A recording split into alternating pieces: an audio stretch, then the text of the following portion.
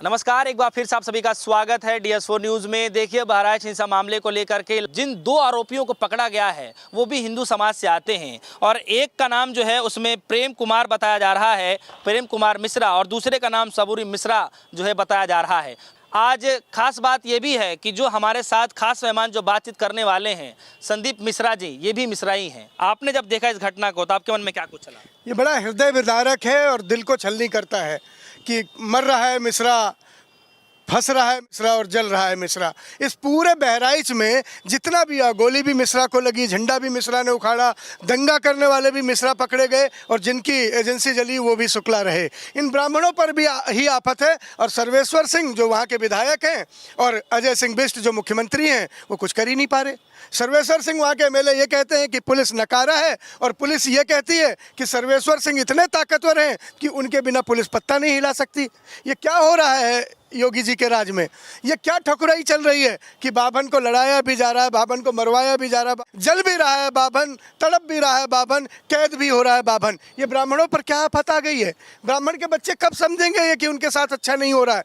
क्या ज़रूरत थी? आज उस आत्मा को धरती पे नहीं है, लेकिन राम गोपाल जी को क्या किसने भड़काया कि वो अभी जिसकी 3-4 महीने पहले शादी हुई है, जिसकी पत्नी की मेहंदी के हाथ से मेहंदी के रंग भी नहीं छूटा है, उसे क्या ज़रूरत थी कि किसी का रंग और झंडा देखकर उसके छत पर चढ़ गया और उसकी दीवार तक गिरा दी, रेलिंग तक उखाड़ दी? बताया जा रहा है कि जो SK वर्मा साहब वहाँ के थाना प्रभारी हैं, जो भास्कर से उन्होंने बात की है, उसके मुताबिक ये कह रहे हैं कि लोगों ने उठ के हाथ हिलाया था, कुछ 3 लोगों ने हाथ हिलाया, उसके बाद दंगा भड़क गया। वो कौन 3 लोग थे? SK वर्मा साहब कोट करते हैं भास्कर को कि एक आदमी आया था भीड़ में और भीड़ से वो गायब हो गया, इसीलिए दंगा इतना चला। क्या बात थी कि एक ही थाने की पुलिस थी? जब इतने दबंग वहाँ का MLA सर्वेश्वर सिंह हैं, इतने दबंग बुलडोजर बाबा हैं, तो इस बुलडोजर बाबा के राज में ब्राह्मण के मारे, फंसाए और जलाए जा रहे हैं। ये सवाल उठता है उन ब्राह्मण परिवारों को भी सोचना चाहिए कि हम अपने बच्चों को क्या सिखा रहे हैं, क्या चीज़ के लिए आगे बढ़ा रहे हैं। इनके बच्चे, इनके बीजेपी के तमाम नेताओं के बच्चे आप देख लीजिए कि कोई लंदन में पढ़ रहा है, कोई अमेरिका में पढ़ रहा है, कोई जापान में पढ़ रहा है, कोई BCCI का अध्यक्ष बन गया जिसे बल्ला पग चलाना नहीं आता, कोई बैंक का बड़ा बिजनेसमैन हो गया, कोई पायलट हो गया, और हमारे बच्चे क्या झंडा उखाड़ हो गए हैं?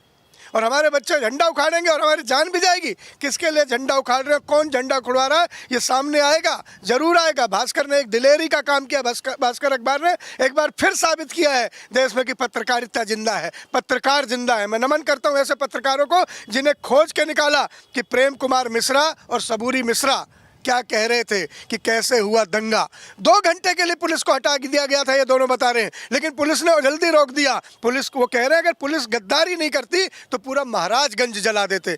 कौन जलवाना चाह रहा था महाराजगंज? महाराजा बाबा बताए ना, महाराज जी, बाबा जो योगी महाराज जी बताएं कि महाराजगंज कौन जलवाना चाह रहा था, कौन थे आपके साजिश करता, कौन था वो शख्स जिसे थाना प्रभारी SK वर्मा जी कह रहे हैं कि एक आदमी आया था, वो आदमी चला गया और फिर दंगा शुरू हो गया। दंगे उन्होंने ये भी कहा SK वर्मा जी कि ये दंगा सुनियोजित था, योजनाबद्ध था, इसीलिए लंबे समय तक चला। किसने ये कहा था? ये शुक्ला जी का जो शोरूम हीरो होंडा का है, इसमें साकिर का पैसा लगा, इसे फूंक दो।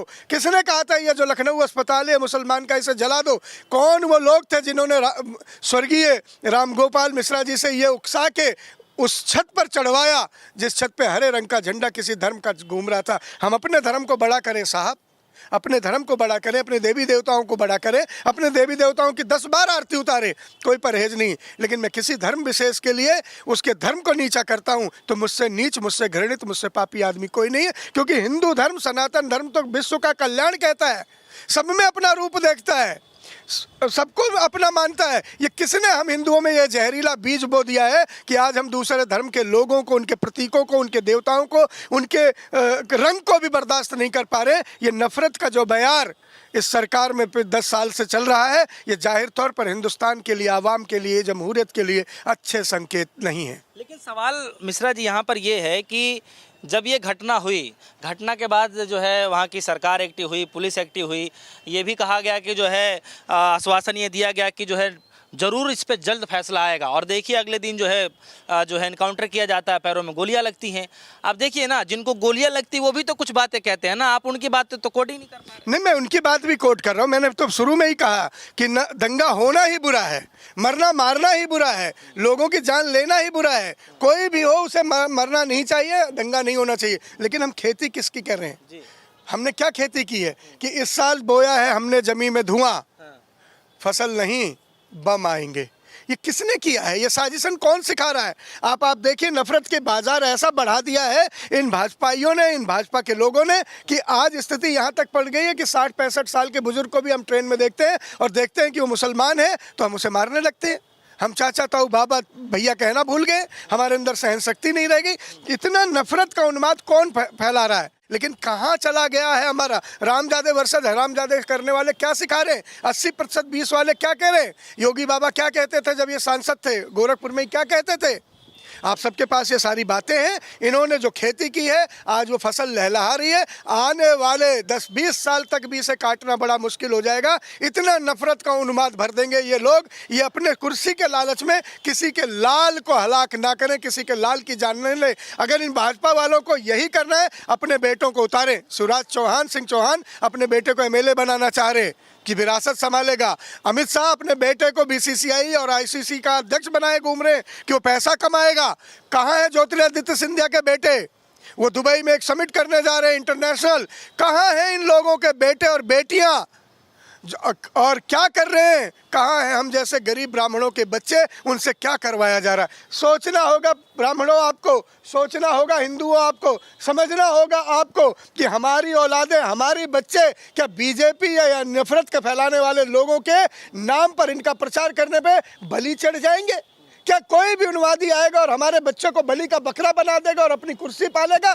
ये सत्ता जो आग से खेली जा रही है, ये सत्ता जो आग के बीच से पाई जा रही है, जो लहू के छींटों से रंगी हुई कुर्सियां हैं, ये हमारे घरों को, हमारे वतन को, हमारे प्रदेश को बर्बाद कर देंगी। मैं हाथ जोड़ के प्रार्थना करता हूँ, संभालिए अपने जवान बच्चों को, संभालिए प्रदेश की जवानी को। बेरोजगार भले ही हैं लेकिन वो इतने नालायक नहीं है कुछ समय से पहले मार दिए जाए या मरवा दिए जाए। लेकिन मिश्रा जी, एक देखिए ना, अभी चुनाव का माहौल भी है और नीतीश राणे जी का एक बयान आया। वो कह रहे हैं कि हिंदू राष्ट्र में हिंदुओं को डरने की ज़रूरत नहीं है, मुस्लिमों के बीच हिंदू लोग सुरक्षित नहीं हैं, हम हिंदुत्व के मुद्दे पर किसी से कोई समझौता नहीं करना चाहते हैं। आप इस बयान को ऐसे माहौल में कैसे देख पा रहे हैं? नीतीश राणे को किसने रोका है? ले टैंक, तोप, तलवार, घोड़े पे चढ़े। लक्ष्मीबाई ने तो लगाम मुंह में दबा के दोनों हाथ से तलवार चलाई थी। उनके सिपह सलार तो सारे मुसलमान थे, लक्ष्मीबाई के लिए लड़े थे। शिवाजी ने मुगलों से लड़ाई की और उनके मंत्री और उनके सेनापति मुसलमान थे। महाराणा प्रताप ने ऐतिहासिक युद्ध लड़ा अकबर के खिलाफ, उनके सिपह सलार और उनके सारथी सारे मुसलमान थे। ये राणे क्या सिखाना चाह रहे? राणे को किसने रोका? राणे उठाए तलवार, जाके कत्लेआम, कत्लो गारत मचा दे, खुद कुछ नहीं करेंगे। राणे इसके बस का है किसी मुसलमान इलाके में जाके किसी एक टोपी वाले को मार के, थप्पड़ मार के आ जाए? ये या इनका बेटा चला जाएगा घर से निकल के मार देगा? ये नहीं मारेंगे। ये सिर्फ गरीब के बच्चों को आगे करेंगे, उकसाएंगे कि गरीब का बच्चा जोश में आ जाएगा और उसकी जान ले ली जाएगी। ये कुर्सी पर, लाशों पर चढ़कर ये कुर्सी जो इकट्ठी कर रहे हैं ये लोग, ये देश के लिए सबसे खतरनाक है। अच्छा देखिए, यूपी में तो एक बताया जाता है कि पूरे प्रदेशों में जो है यूपी का मॉडल कायम किया जाता है और लोग उसकी बड़ा सराहना करते हैं। बुलडोजर का नाम से काफ़ी फेमस हुआ, चर्चित हुआ। अब देखिए ना, बहराइच हिंसा होता है, कुछ नामों को जो है चस्पा, घरों पे चस्पा भी चिपका दिया जाता है, कुछ हिंदुओं के भी घर आते हैं, मुस्लिम समाज के लोगों के भी घर आते हैं। अब इसमें आप कैसे कह सकते हैं कि जो एक तरफा इस पे कार्रवाई हो रही है? आपको नहीं लगता कि नहीं, मुझे कहने के बुलडोजर पर मुझे कहने की ज़रूरत नहीं है। माननीय सर्वोच्च न्यायालय ने ही कह दिया है कि ये न्याय संगत नहीं है। घर का एक आदमी आरोपी है, क्या किसने आपको अख्तियार दे दिया कि पूरा घर गिरा दो? क्या वो एक ही आदमी का घर था? गलत स्ट्रक्चर बना। मैं आप बता रहा हूँ, मैं आपको बता रहा हूँ स्ट्रक्चर गलत बना है। वो स्ट्रक्चर क्यों बन गया? उस अधिकारी का भी घर गिरवाओ ना, जिसके समय में स्ट्रक्चर गलत बन गया। अधिकारी कहाँ चला गया? कहाँ चला गया वो लेखपाल? कहाँ चला गया वो कानून को? कहाँ चला गया वो प्रधान जिसके समय में वो स्ट्रक्चर बन गया? क्या वो दोषी नहीं है? क्या घर बनाने वाला ही दोषी है या मेज के नीचे से पैसा लेके स्ट्रक्चर को खड़ा करवाने वाले भी दोषी हैं? योगी जी ने कितने ऐसे अधिकारियों के घर गिरवाए जिनके राज में ऐसे स्ट्रक्चर बने? अगर आज 100 घर तोड़े जा रहे हैं एक लाइन से, तो 100 घर बनवाने वाला वो अधिकारी कौन है? एक घर तोड़ के दिखा दो। आपको नहीं लगता कि वो भी भ्रष्टाचारी है? बिना सरकार के सह के, बिना थाने के सह के, बिना अधिकारियों के रिश्वत लिए क्या नाजायज काम, गैर कानूनी काम हो पाएगा? अगर नहीं हो पाएगा तो पहले चोर को नहीं, चोर की अम्मा को मारो, और जगह भी बच जाएगी बात। लेकिन क्या योगी सरकार में इतना दम है कि किसी अधिकारी के घर पे जाए और भेज दे अपना बुलडोजर?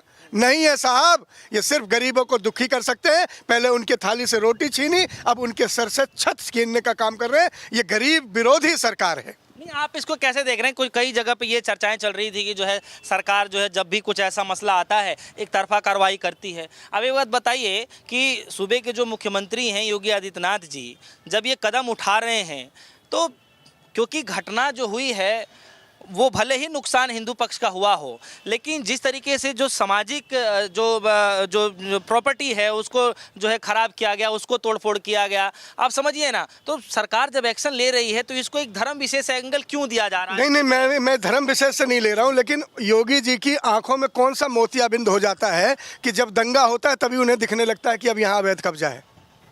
दंगा हो जाता है, अतीक अहमद मारे गए तो पता चल गया अतीक अहमद की इतनी अवैध कम को चीज़ें थी, साबुद्दीन मारे दिए गए तो तब पता चल गया, यहाँ रामगोपाल मिश्रा मार दिए गए तब पता चल गया। कहीं कोई कांड, कहीं कोई हत्या, कहीं कोई दंगा होने के बाद ही योगी की नज़रें क्यों साफ होती हैं कि यहाँ पे अवैध कब्जा है? शांति के माहौल में सही समय पे वो कहीं अवैध कब्जा तुड़वाते दिखे आपको? कहीं खबर आई? दंगा के समय में ही योगी जी क्यों जाग जाते हैं? दंगा होने के बाद ही उन्हें क्यों दिखता है कि ये अवैध हो गया? दंगा से पहले अवैध नहीं है क्या यूपी में? आज भी कई जिलों में चले जाओ, शांति का समय था ना। अयोध्या में आपने लोगों को उजाड़ के रख दिया और अयोध्या वासियों ने आपको उजाड़ के रख दिया। शांति थी ना, लगाना आपको अपना काम करना। ऐसे शांति के समय में आपको क्यों नहीं दिखता कि फलाने का घर नाजायज बना है, तोड़ दो? लेकिन किसी की जान चली जाएगी, किसी की छाती में 10 गोली उतर जाएगी, किसी को जिंदा जला दिया जाएगा, उसके बाद योगी सरकार को क्यों दिखता है कि यहाँ अवैध कब्जा? एक सवाल है कि देखिए जो स्टिंग किया गया है वो स्टिंग में जो 2 उपद्रवियों के जो नाम आए हैं वो भी मिश्रा ही हैं, जो लड़का मरा वो भी मिश्रा ही है।